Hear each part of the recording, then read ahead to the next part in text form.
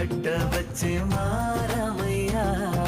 పెద్దలు వేసిన అక్షతలు, దేవుడు పంపిన దీవెనలు, ఇవిలో కుదిరిన దంపతులు ఈ చోట కలిసారు ఈ వాటికి.